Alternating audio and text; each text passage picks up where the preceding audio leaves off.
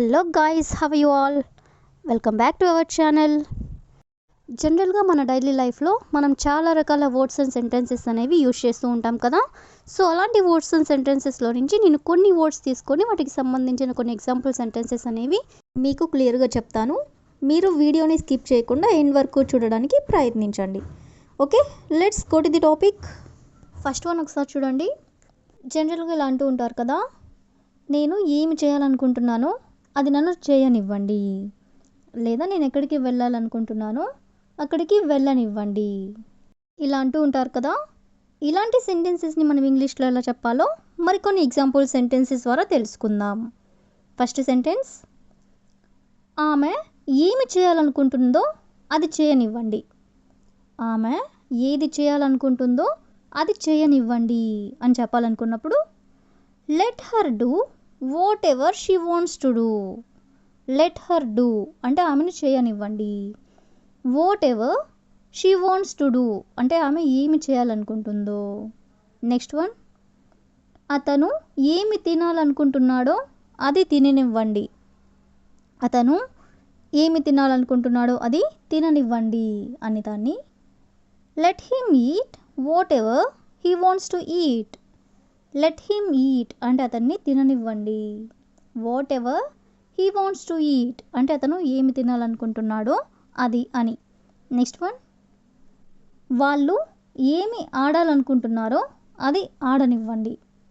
వాళ్ళు ఏమి ఆడాలనుకుంటున్నారో అది ఆడనివ్వండి అని దాన్ని let them play whatever they want to play. Let them play అంటే వాళ్ళని ఆడనివ్వండి. Whatever they want to play అంటే వాళ్ళు ఏమి ఆడాలనుకుంటున్నారో అది అని.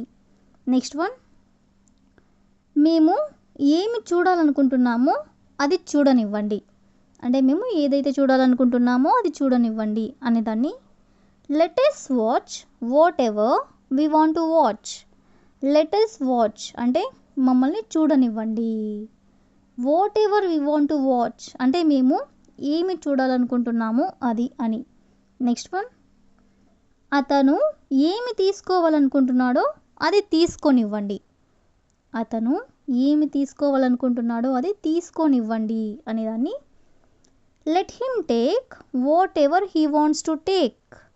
లెట్ హిమ్ టేక్ అంటే అతన్ని తీసుకొనివ్వండి. Whatever he wants to take అంటే అతను ఏం తీసుకోవాలనుకుంటున్నాడో అది అని. నెక్స్ట్ వన్, వాళ్ళు ఏమి తేవాలనుకుంటున్నారో అది తేనివ్వండి. వాళ్ళు ఏమి తేవాలనుకుంటున్నారో అది తేనివ్వండి అనేదాన్ని let them bring whatever they want to bring. Let them bring అంటే వాళ్ళని తేనివ్వండి. Whatever they want to bring అంటే వాళ్ళు ఏమి తేవాలనుకుంటున్నారో అది అని. సో ఈ విధంగా మనం ఇలాంటి సెంటెన్సెస్ని ఇంగ్లీష్లో ఎలా చెప్పాలో కొన్ని ఎగ్జాంపుల్ సెంటెన్సెస్ ద్వారా తెలుసుకున్నాం కదా. నెక్స్ట్ వన్ ఒకసారి చూడండి. నేను అతన్ని కలిసి చాలా కాలం అయింది, లేదా నేను నీతో మాట్లాడి చాలా కాలం అయింది, లేదా వాళ్ళు మా ఇంటికి వచ్చి చాలా కాలం అయింది, ఇలా చెప్తూ ఉంటారు కదా. అంటే చాలా కాలం అయింది అనే వర్డ్ని కూడా మనం చాలా సందర్భంలో యూజ్ చేస్తూ ఉంటాం కదా. సో ఈ వర్డ్కి సంబంధించిన కొన్ని రిలేటెడ్ ఎగ్జాంపుల్ సెంటెన్సెస్ అనేవి చూద్దాం. సో ఫస్ట్ వన్, నేను ఆమెని చాలా కాలంగా చూడలేదు అంటే చాలా రోజుల నుంచి చూడలేదు అని చెప్పాలనుకున్నప్పుడు దీన్ని ఇంగ్లీష్లో I haven't seen her for quite a while. I haven't seen her అంటే నేను ఆమెను చూడలేదు. ఫర్ క్వైట్ ఎ వైల్ అంటే చాలా కాలంగా. నెక్స్ట్ వన్, కాలేజ్ ముగిసి చాలా రోజులైంది. కాలేజ్ ముగిసి చాలా రోజులైంది అని చెప్పాలనుకున్నప్పుడు it has been quite a while since college ended. It has been quite a while since college ended అంటే కాలేజ్ ముగిసి చాలా కాలమైంది అని. నెక్స్ట్ వన్, వాళ్ళు చాలాసేపు నవ్వుకున్నారు. వాళ్ళు చాలాసేపు నవ్వుకున్నారు అని చెప్పాలనుకున్నప్పుడు they laughed for quite a while. They laughed for quite a while అంటే వాళ్ళు చాలాసేపు నవ్వుకున్నారు అని. నెక్స్ట్ వన్, మేము బస్ కోసం చాలాసేపు వేచి ఉన్నాము. మేము బస్ కోసం చాలాసేపు వేచి ఉన్నాము అనేదాన్ని ఇంగ్లీష్లో we waited quite a while for the bus. We waited quite a while for the bus అంటే మేము బస్ కోసం చాలాసేపు వేచి ఉన్నాము అని. నెక్స్ట్ వన్, ఆమె చాలాసేపు ఇక్కడే ఉంది. ఆమె చాలాసేపు ఇక్కడే ఉంది అనేదాన్ని she stayed here for quite a while. She stayed here అంటే ఆమె ఇక్కడే ఉంది. ఫర్ క్వైట్ ఏ వైల్ అంటే చాలాసేపు. నెక్స్ట్ వన్, మనం మాట్లాడుకుని చాలా కాలం అయింది. మనం మాట్లాడుకుని చాలా కాలం అయింది అని చెప్పాలనుకున్నప్పుడు it's been quite a while since we talked. It's been quite a while అంటే చాలా కాలం అయింది. సిన్స్ వి టాక్డ్ అంటే మనం మాట్లాడుకుని. సో ఈ విధంగా మనం చాలా కాలం అయింది అనే వర్డ్ని తీసుకొని దానికి సంబంధించిన కొన్ని రిలేటెడ్ ఎగ్జాంపుల్ సెంటెన్సెస్ అనేవి చూసాం కదా. నెక్స్ట్ వన్ ఒకసారి చూడండి. ఇలా అంటూ ఉంటారు కదా, మీ అభిప్రాయాలను మీ దగ్గరే ఉంచుకోండి లేదా మీ సలహాలను మీ దగ్గరే ఉంచుకోండి అని ఇలా చెప్తుంటారు కదా. ఇలాంటి సెంటెన్సెస్ని మనం ఇంగ్లీష్లో ఎలా చెప్పాలో ఒకసారి చూద్దాం. సో ఫస్ట్ వన్, మీ విమర్శలను మీ దగ్గరే ఉంచుకోండి. మీ విమర్శలను మీ దగ్గరే ఉంచుకోండి అని మనం ఎవరికైనా చెప్పాలనుకున్నప్పుడు keep your criticism to yourself. Keep your criticism to yourself అంటే మీ విమర్శలను మీ దగ్గరే ఉంచుకోండి. నెక్స్ట్ వన్, మీ వాక్యాలను మీ దగ్గరే ఉంచుకోండి. మీ వాక్యాలను మీ దగ్గరే ఉంచుకోండి అనేదాన్ని keep your comments to yourself. Keep your comments to yourself అంటే మీ వాక్యాలను మీ దగ్గరే ఉంచుకోండి. నెక్స్ట్ వన్, మీ బ్యాగ్స్ని మీ దగ్గరే ఉంచుకోండి. మీ బ్యాగ్స్ని మీ దగ్గరే ఉంచుకోండి అని ఇలా చెప్తుంటారు కదా. దీన్ని ఇంగ్లీష్లో keep your bags to yourself. Keep your bags to yourself అంటే మీ బ్యాగ్స్ని మీ దగ్గరే ఉంచుకోండి అని. నెక్స్ట్ వన్, మీ వివరాలను మీ దగ్గరే ఉంచుకోండి.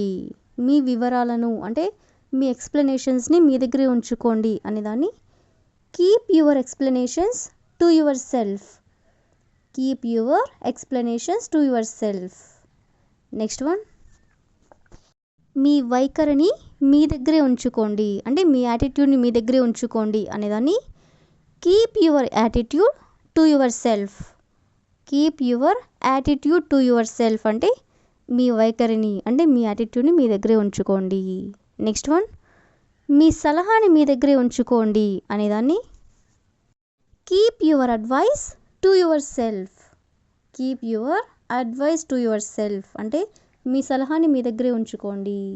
లాస్ట్ వన్, మీ అభిప్రాయాన్ని మీ దగ్గరే ఉంచుకోండి అనేదాన్ని keep your opinions to yourself. Keep your opinions to yourself అంటే మీ అభిప్రాయాలను మీ దగ్గరే ఉంచుకోండి. సో ఈ విధంగా మనం కొన్ని ఎగ్జాంపుల్స్ అనేవి చూసాం కదా. నెక్స్ట్ వన్ ఒకసారి చూడండి. నేను చాలా అరుదుగా ట్రావెల్ చేస్తాను లేదా అతను చాలా అరుదుగా వీడియో గేమ్స్ ఆడుతాడు అంటే ఇలా చెప్తూ ఉంటారు కదా. అంటే చాలా అరుదుగా అనే వర్డ్ని మనం చాలా సందర్భంలో యూజ్ చేస్తూ ఉంటాం కదా. సో ఈ వర్డ్కి సంబంధించిన కొన్ని రిలేటెడ్ ఎగ్జాంపుల్ సెంటెన్సెస్ అనేవి చూద్దాం. ఫస్ట్ వన్, నేను చాలా అరుదుగా స్వీట్స్ తింటాను అంటే నేను చాలా రేర్గా తింటాను అంటే ఎక్కువగా తినను, ఎప్పుడో ఒకసారి తింటాను అని ఇలా అంటూ ఉంటారు కదా. దీని ఇంగ్లీష్లో I very rarely eat sweets. I very rarely అంటే నేను చాలా అరుదుగా, ఈట్ స్వీట్స్ అంటే స్వీట్స్ తింటాను అని. నెక్స్ట్ వన్, మేము చాలా అరుదుగా బస్ మిస్ అవుతాము. మేము చాలా అరుదుగా బస్ మిస్ అవుతాము అనే దాన్ని we very rarely miss the bus. We very rarely miss the bus అంటే మేము చాలా అరుదుగా బస్ మిస్ అవుతాము అని.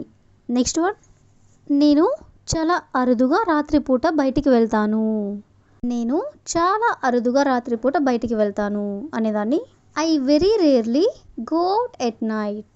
I very rarely go out at night అంటే రాత్రిపూట నేను చాలా అరుదుగా బయటికి వెళ్తాను అని. నెక్స్ట్ వన్, అతను చాలా అరుదుగా ఆలస్యంగా వస్తాడు. అతను చాలా అరుదుగా ఆలస్యంగా వస్తాడు అని దాన్ని he very rarely arrive late. He very rarely arrive late అంటే అతను చాలా అరుదుగా ఆలస్యంగా వస్తాడు అని. నెక్స్ట్ వన్, నేను చాలా అరుదుగా తప్పులు చేస్తాను. నేను చాలా అరుదుగా తప్పులు చేస్తాను అని చెప్పాలనుకున్నప్పుడు I very rarely make mistakes. I very rarely make mistakes అంటే నేను చాలా అరుదుగా తప్పులు చేస్తాను అని. నెక్స్ట్ వన్, అతను చాలా అరుదుగా వాదిస్తాడు. అతను చాలా అరుదుగా వాదిస్తాడు అనేదాన్ని he very rarely argue. He very rarely argue అంటే అతను చాలా అరుదుగా వాదిస్తాడు అని. ఈ విధంగా మనం అరుదుగా అంటే చాలా అరుదుగా అనే వర్డ్ని తీసుకొని దానికి సంబంధించిన కొన్ని రిలేటెడ్ ఎగ్జాంపుల్స్ అనేవి చూసాం కదా. Thank you for watching.